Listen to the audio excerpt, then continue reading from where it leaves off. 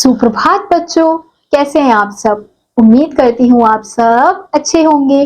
तो बच्चों, आज की कक्षा में हम पढ़ने वाले हैं अध्याय नंबर 12, जिसका शीर्षक है निकला सूरज।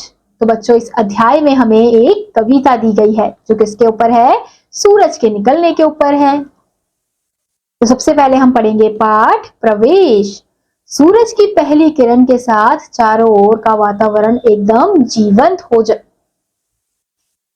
जीवंत हो उठता है।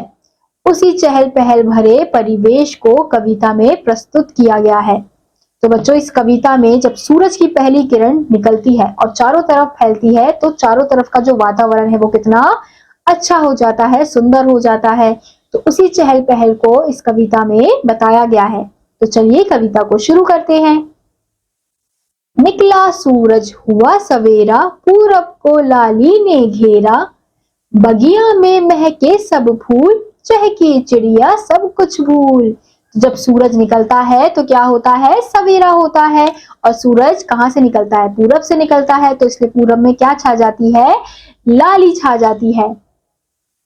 और बगिया में महके फूल, यानी कि जब सुबह होती है तो फूल भी जो है वो महकने लगते हैं। और जो चिड़िया है वो सब कुछ भूलकर क्या करती है? चहकती है, यानी कि चहचहाने लगती है। मुर्गे ने भी बांग लगाई, अम्मा उठकर बाहर आई, आकर घर आंगन को बुहारा,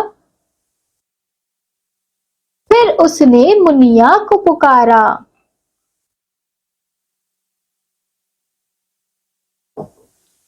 फिर जब सुबह होती है, सूरज निकलता है तो मुर्गा भी क्या करता है? बांग देता है।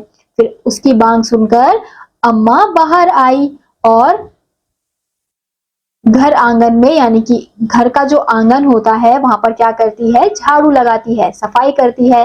और फिर वो क्या करती है? मुनिया को बुलाती है।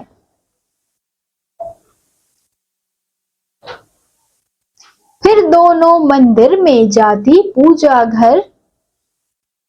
पूजा कर घर वापस आती, पीकर दूध नाश्ता लेकर, धुली हुई पोशाक पहनकर, मुनिया जाती है स्कूल, कभी ना इसमें करती भूल। फिर दोनों क्या करते हैं? अम्मा और मुनिया मिलकर मंदिर जाते हैं और फिर